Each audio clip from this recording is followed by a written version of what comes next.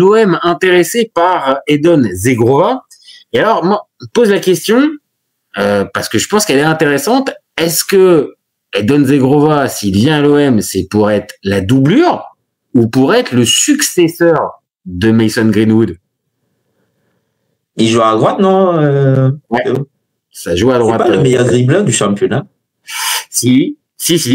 Même en Ligue des Champions, il a fait des misères à plein de gens.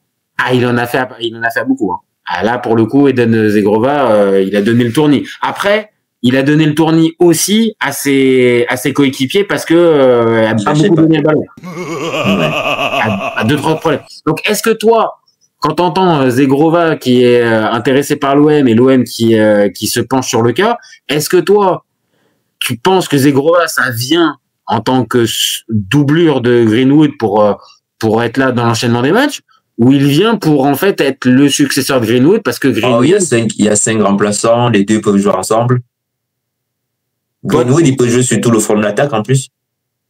Ouais, c'est vrai. C'est un mec qui fait pas mal d'efforts. Tu le vois comme doublure ou en tout cas dans la rotation? Et j'ai vu que votre Rowe là, j'ai jamais compris ça. Ouais, Rowe.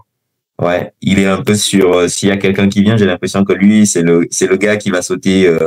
Il va se retrouver comme Rodrigo, quoi. Bah, j'aime qui arrive.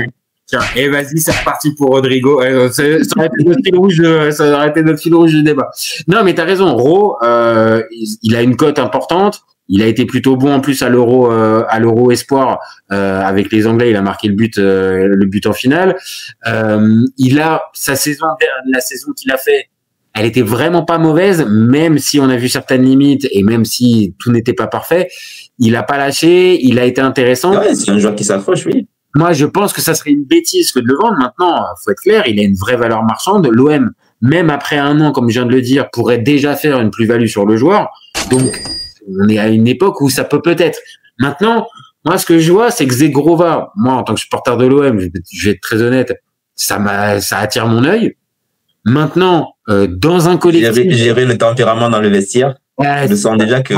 Moi, c'est ça qui m'inquiète principalement. Alors, t'as De Zerbi qui est là, donc normalement, De Zerbi... Après, Marseille, au fond, Marseille, c'est fait pour ce genre de joueur. Après, ça passe ou ça casse. Ah, c'est ça. Des tempéraments de feu comme ça. Mais des Ribéry, ce genre de joueurs un peu fous et fantasques qui... par moments vont te faire des scènes de ménage et jouer avec tes nerfs, mais vu que les supporters marseillais eux-mêmes sont déjà un peu schizo un peu dans la tête, tu vois, c'est bien. Bah regarde Adrien Rabiot l'année dernière, regarde Timothy Weah cette année, t'inquiète pas, hein, tu vois, il peut y avoir des crises de schizophrénie qui arrivent d'un coup d'un seul. Le coach qui se lève, qui dit je me bats parce que l'encadrement est nul. Bon, vous avez déjà recruté un coach aussi qui est fou dans sa tête, tu vois.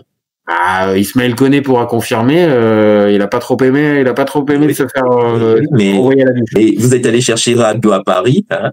C'est ça. C'est qu'il y a eu pas mal de cas ces derniers temps qui montrent que le supporter marseillais, bon, on peut lui en faire avaler quelques... Mais mine de rien, Zegrova, je signe parce que c'est un joueur typique OM et que mine de rien, il correspond vraiment au public, au stade, à la folie, après, c'est aussi le moment pour lui Lille, c'est calme. Tu sais, il y avait les performances européennes, il y avait les ambiances. Mais je pense que les joueurs avec dans le cliché d'Europe de l'Est viennent d'une ambiance, il y a tellement le feu dans tous les sports qu'ils jouent que jouer à Marseille, c'est toujours un truc spécial pour eux, quoi. Ils ont l'impression d'être à la maison.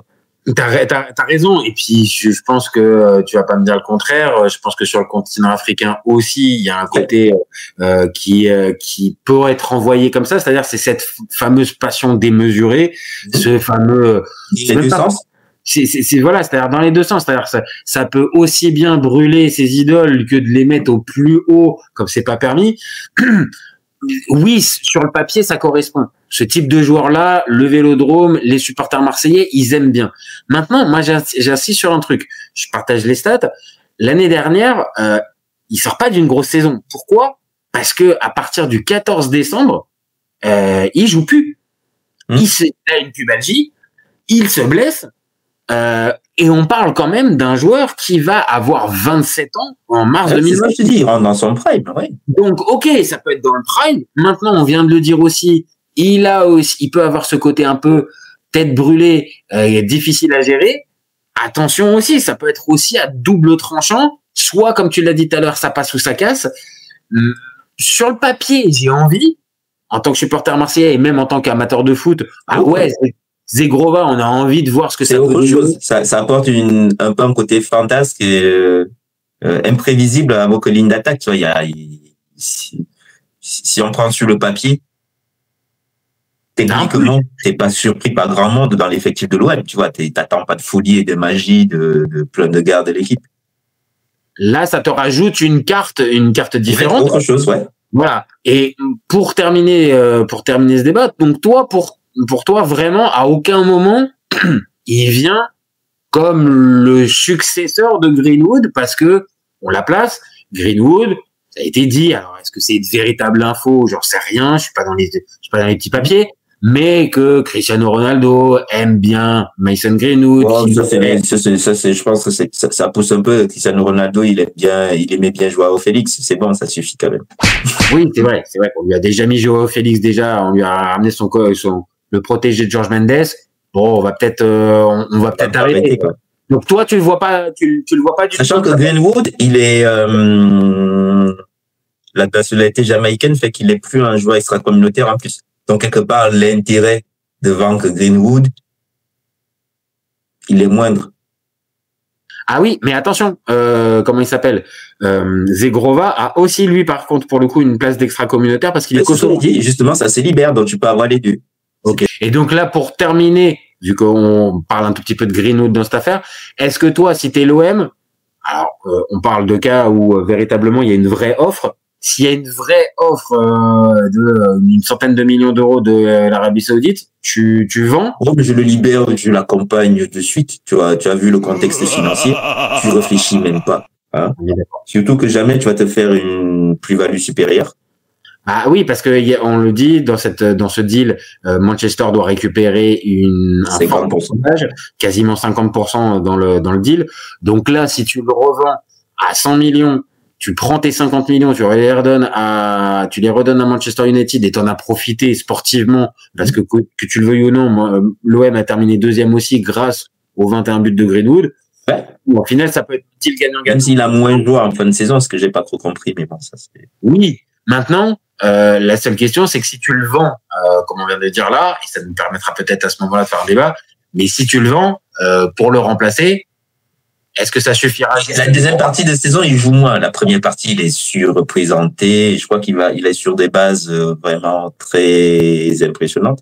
Il doit être à 14 ou 15 déjà à mi-championnat. T'es là en mode, ok, d'accord. Non, il a démarré très fort. Après, on l'a vu, il a perdu. Enfin, oui, même à certains moments au Parc des Princes pour le match retour au Parc des Princes, il est sur le banc. Donc c'est preuve que il a pas tout le temps joué. Maintenant, voilà, Greenwood, ça reste un joueur important. Ça va énerver Aurélien sur la chaîne, mais désolé, ça reste un joueur important à l'OM. Et dans cette saison-là, si tu le fais partir là dans le dernier timing, enfin dans les dernières semaines, ok, tu fais une très belle vente, mais de l'autre, sportivement, tu te dis que tu vas partir avec Gouiri et est-ce que là pour le Aubameyang, juste Zegrova, est-ce que Zegrova ça suffirait juste? Et Aubameyang. Ouais, mais Aubameyang, apparemment, c'est plutôt côté gauche, voire dans la. C'est ça, oui. Aubameyang, à son âge, il va aller côté gauche. Alors qu'il est bon de la tête et complet. Moi, j'ai hâte de voir ça. Moi, je pense qu'Aubameyang. C'est plutôt Gouiri qui va se retrouver à gauche, à mon avis. Oui, non. Soit Gouiri. Il va faire ses enroulés de pied qu'il aime bien, l'Algérien. Il y a ton copain. Il y a ton copain Manny Pacquiao. Ah oui, j'ai oublié. Je suis pas gentil parce qu'en plus, moi, je l'aime bien. Mais bon, c'est vrai que le Manny Pacquiao était quand même rigolo. Donc, j'ai quand même le préciser.